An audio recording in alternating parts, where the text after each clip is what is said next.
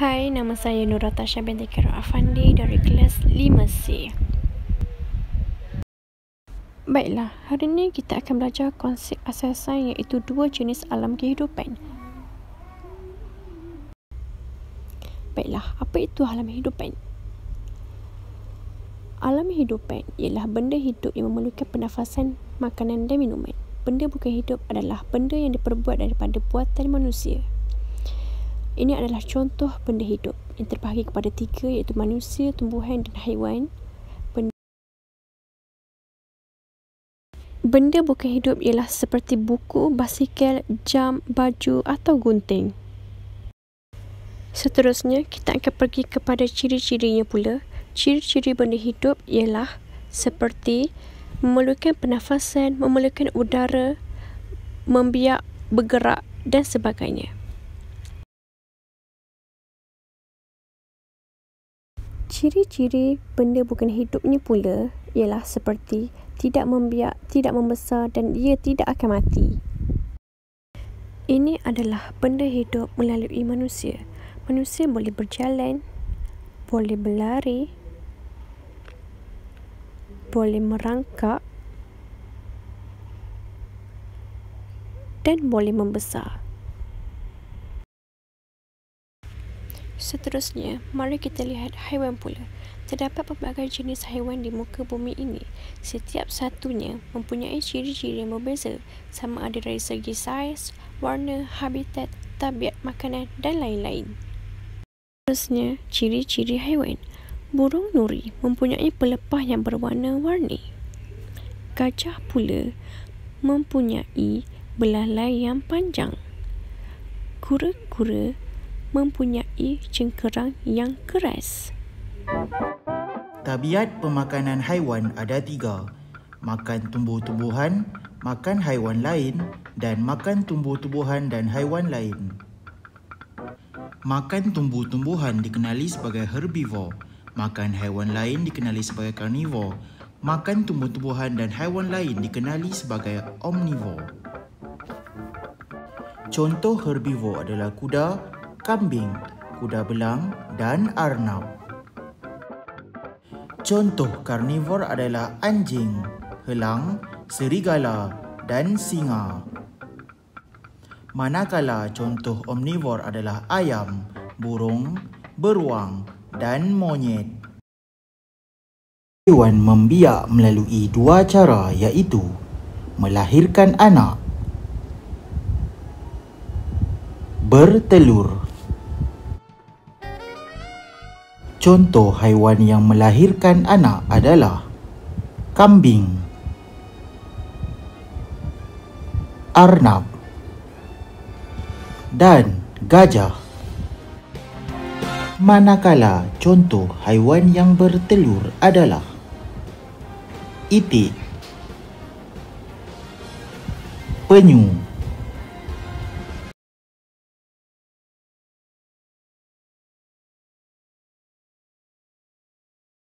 Mari kita lihat keperluan asas yang pertama iaitu cahaya matahari. Video yang kamu lihat menunjukkan satu pokok yang disiram setiap hari dan mendapat udara yang secukupnya. Tetapi, pokok ini diletakkan di dalam kotak supaya tidak mendapat sinaran matahari. Setelah beberapa hari, pokok pun menjadi layu dan akhirnya mati. Cuba kita lihat video ini. Ada dua pasu yang berisi anak pokok. Kedua-duanya mendapat cahaya matahari yang cukup dan udara yang banyak. Bezanya, pasu yang pertama disiram air dan yang kedua tidak disiram air. Apa yang mungkin akan terjadi? Betul, pasu yang pertama akan tumbuh dengan sihat, manakala pasu kedua yang tidak disiram air akan menjadi layu dan mati. Mari kita lihat video ini. Pokok dibungkus di dalam plastik yang lut sinar. Air disiram secukupnya dan mendapat cahaya kerana beg plastik adalah lut sinar. Apa lagi yang tidak diperolehi oleh tumbuhan ini? Ya, tumbuhan ini tidak mendapat udara kerana dibungkus dengan beg plastik. Setelah beberapa hari, pokok ini akan layu dan akhirnya mati.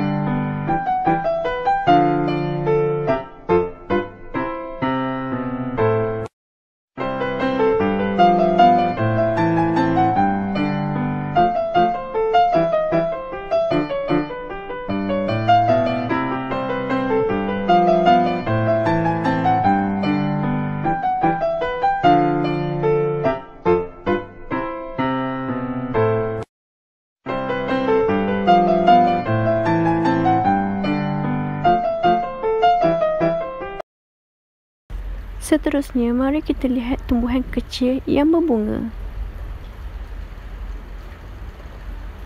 Berbunga seperti ini dan sebagainya.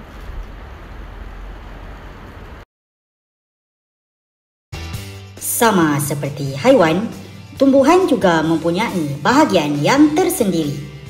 Mari kita kenal pasti bahagian tumbuhan.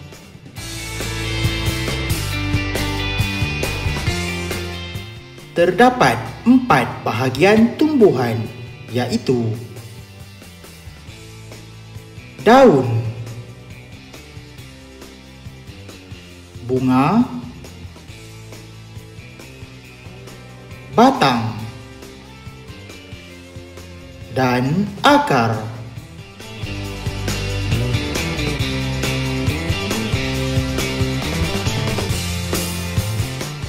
Walau bagaimanapun, setiap tumbuhan mempunyai ciri bahagian yang berbeza. Sekarang mari kita lihat apakah perbezaan tersebut.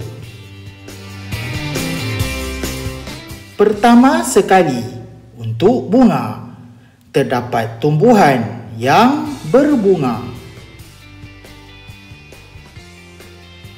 Juga terdapat tumbuhan yang tidak berbunga.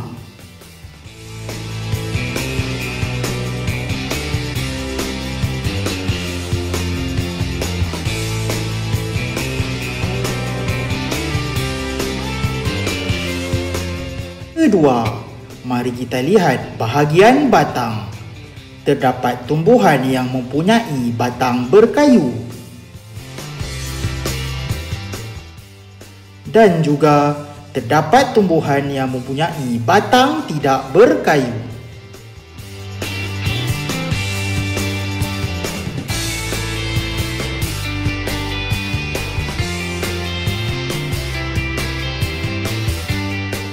Seterusnya, untuk bahagian ketiga iaitu daun, kita akan lihat kepada urat daun.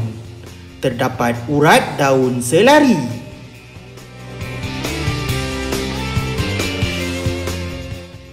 Dan juga terdapat urat daun jejala.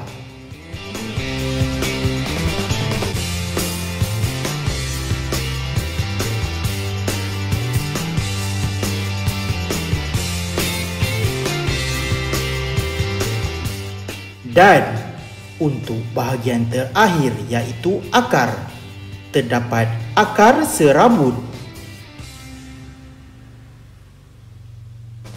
Dan juga akar tunjang.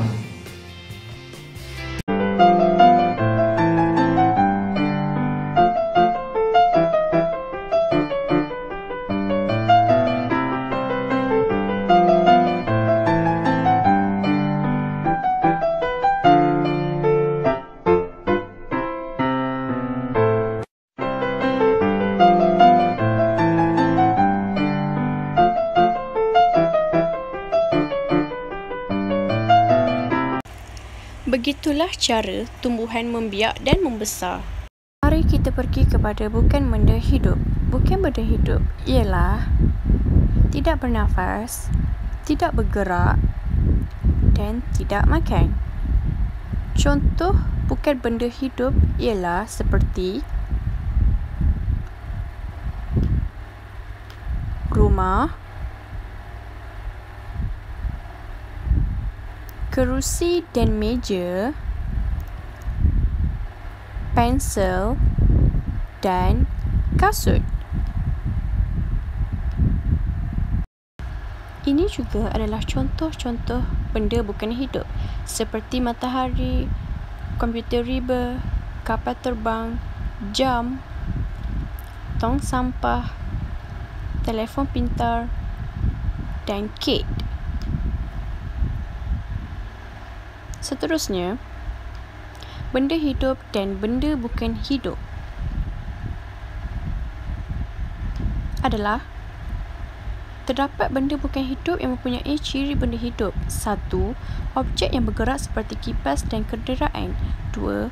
Objek yang membesar seperti belon yang ditiup. Mari kita pergi kepada anggota tubuh badan manusia. Tubuh badan manusia mempunyai kepala, mata, telinga, hidung, mulut, tangan, jari, lutut dan kaki. Seterusnya, mari kita kenali anggota tubuh badan.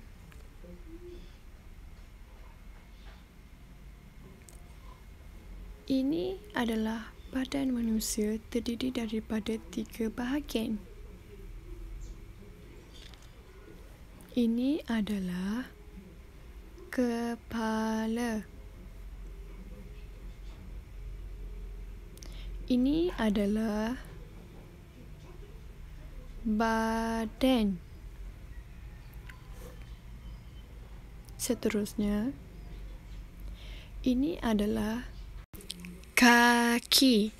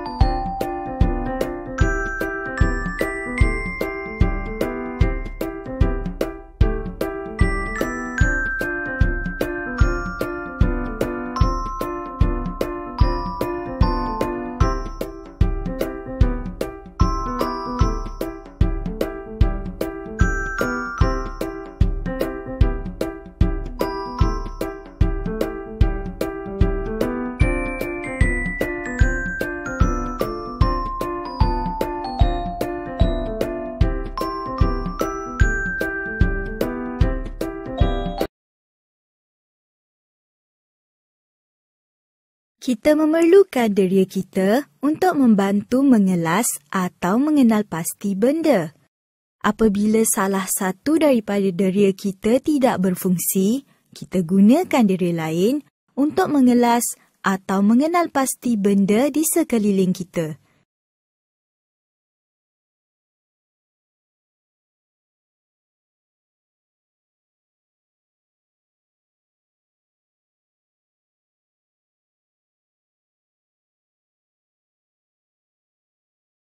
Anda boleh menggunakan deria sentuhan anda untuk mencari lampu suluh. Pernahkah anda mendapat selsema? Deria bau atau deria rasa anda tidak berfungsi apabila anda sakit.